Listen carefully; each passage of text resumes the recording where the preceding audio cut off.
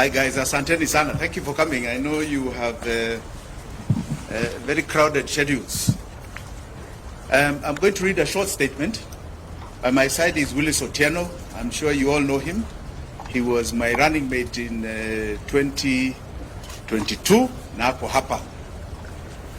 Let me proceed.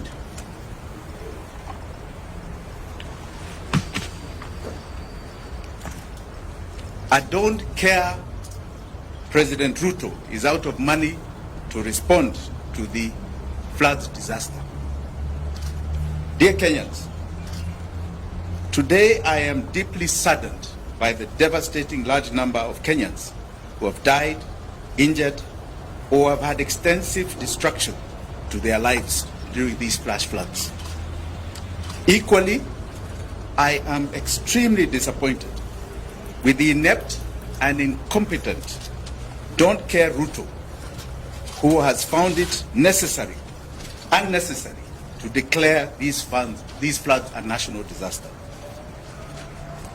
This presidential indifference to the enormous human suffering of the Kenyan people is appalling and horrifying. A Don't Care Ruto must unequivocally apologize to the people for his contemptuously abandoning them.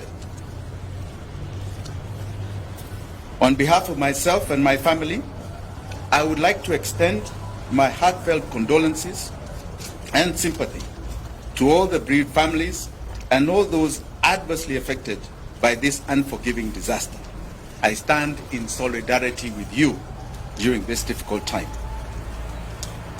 Kenyans, in the last more than 72 hours of Kenya Kwanza government in action to set up and coordinate rescue and emergency services across the country, it has exposed a Don't Care Ruto as a government that is financially bankrupt. All Kenyans affected by this horrible disaster are entitled to receive full government assistance.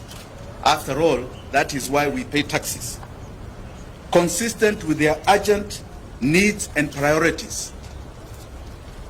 A legitimate government is responsible for the safety and well-being of its citizens. That is the oath a don't-caring Ruto took to protect life and property.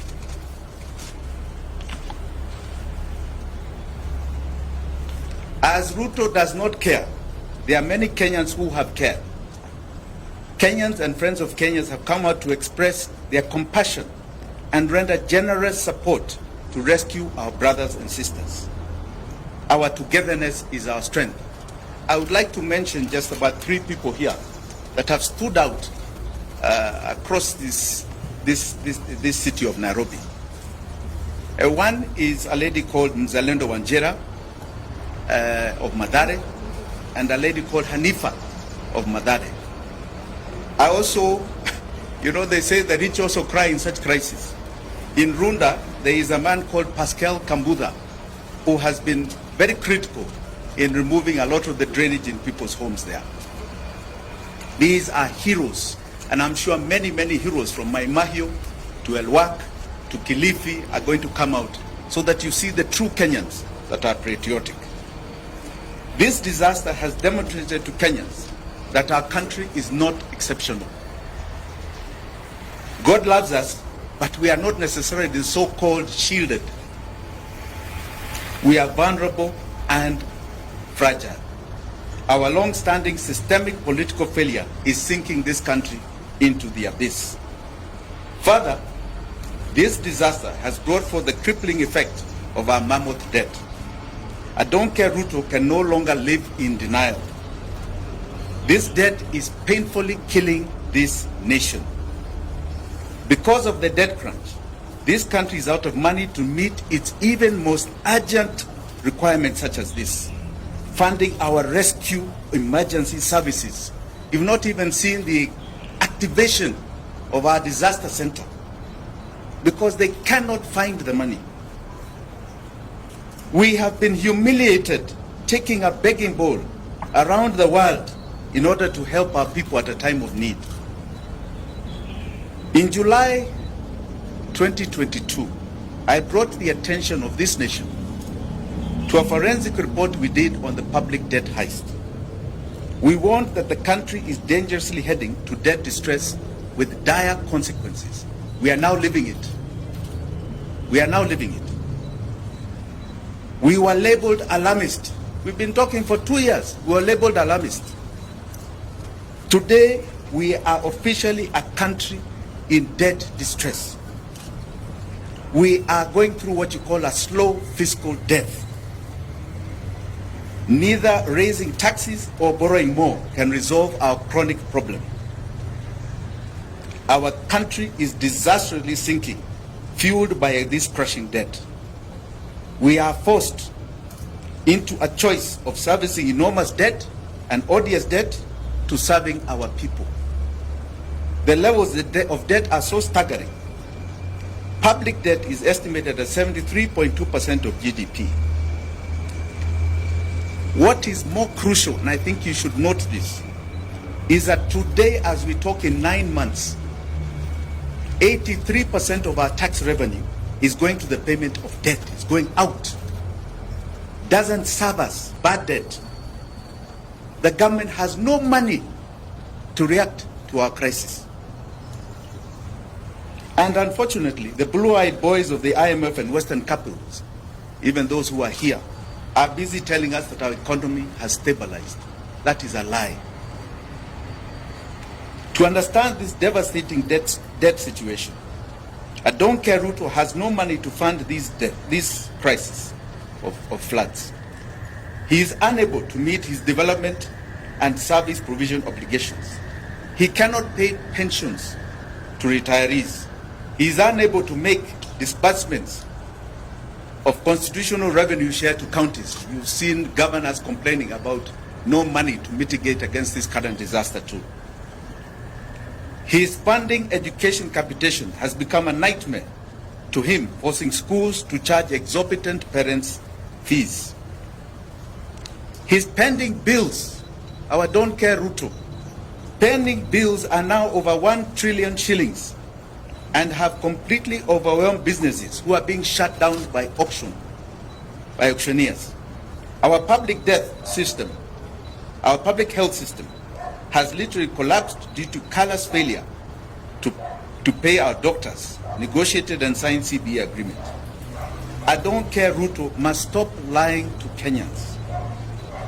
Tomorrow, civil servants and workers are celebrating Labor Day with tears and bleeding hearts because of these crippling tax conditions. Kenya is officially under IMF economic and fiscal straitjacket. IMF has imposed toxic, irresponsible and harsh policy conditions that have only worsened the country's dire economic situation. While I don't care Ruto took a high-interest loan to avert a direct default on the 2 billion euro bond maturing in June 2024, this has only compounded the debt problem. The country already has debt distress that is sucking oxygen out of the economy. The expensive loan is partly resolve the threatening Eurobond crisis, only kicked the can down the road at a very high cost. Borrowed loans in excess of the next 2 generations to pay in violation of the Constitution. The only way out for Don't Care Ruto is to stay with his current painful fiscal and tax policies path, which is taking the economy to the grave. Alternatively, he agrees to what we have suggested over and over again: debt default, and kickstart a process of debt restructuring. I don't care Ruto will be breathing fresh space into Kenyans' lives. This will pave way for an independent, comprehensive forensic audit and investigation of public debt, and allow the country to agree on the necessary radical economic and government structural reforms. The sovereign debt challenge can no longer be treated as a movement of wagons of borrowing, spend and tax. This has to be established and contestably evidence of the fact of the real public debt. The sovereign people of Kenya must get a comprehensive picture of the nature of debt, what it was borrowed for, was it lawful, whether it was utilized for the purpose that it was borrowed, was there value for money, and the authorization to borrow the debt. Those who have been borrowing humongous loans without adhering to the Constitution and budget laws must be held individually and collectively liable. They must be paid. They must be made to pay this debt. In conclusion, Kenya's economic problem is a political problem. Please understand it. I don't care Ruto is the main problem.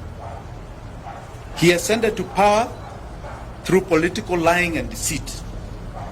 He lacks political legitimacy. He has escalated his lying to grabbing.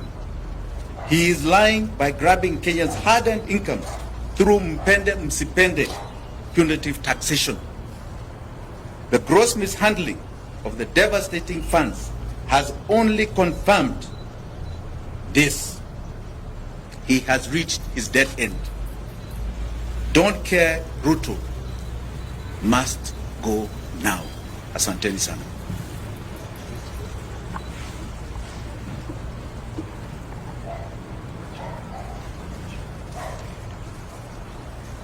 I also would like to add that as a family, we have what is called the Minor Wanjigi Foundation that is giving a contribution to Red Cross to help those who are affected.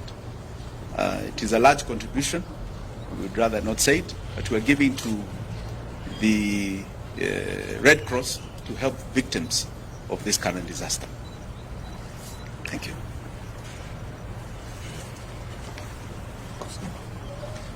Any questions? No? Okay. Thank you.